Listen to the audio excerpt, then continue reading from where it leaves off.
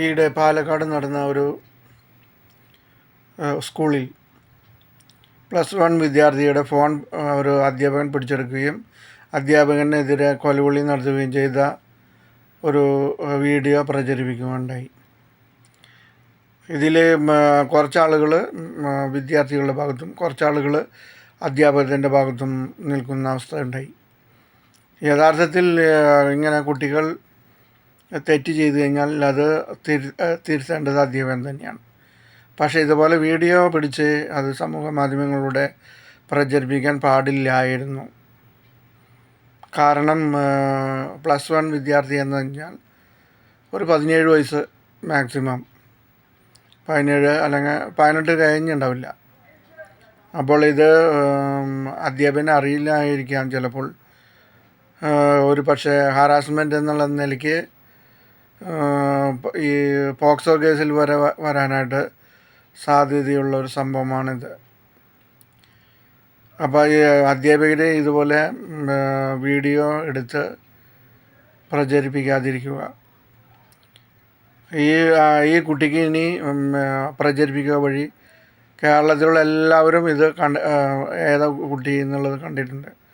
ഇനി ഈ കുട്ടിക്ക് വേറെ ഏതെങ്കിലും സ്കൂളിൽ പോയി അഡ്മിഷൻ കിട്ടാനോ അതുപോലെ തുടർ പഠനത്തിനോ സാധിക്കാതെ വരും. അപ്പോൾ അത് യഥാർത്ഥത്തിൽ നിങ്ങൾ വീഡിയോ ഇടുന്നത് വഴി ആ കുട്ടിയുടെ ഭാവി ഇല്ലാതാക്കുന്ന തരത്തിലേക്കാണ് വരുന്നത്.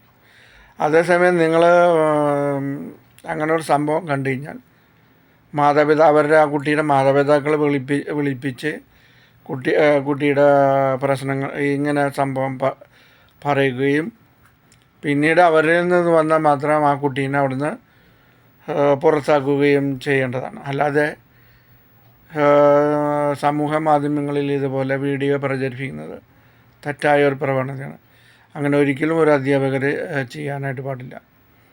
കാരണം തെറ്റ് ചൂണ്ടിക്കാട്ടാൻ അധികാരം അധ്യാപകനുണ്ട്. പക്ഷേ തെറ്റ് ചെയ്ത ആളിനെ ഒരു സമൂഹ മധ്യത്തിൽ ഇങ്ങനെ ഇകഴ്ത്തി കാണിക്കുന്ന പ്രവണത ഒരിക്കലും നല്ലതല്ല.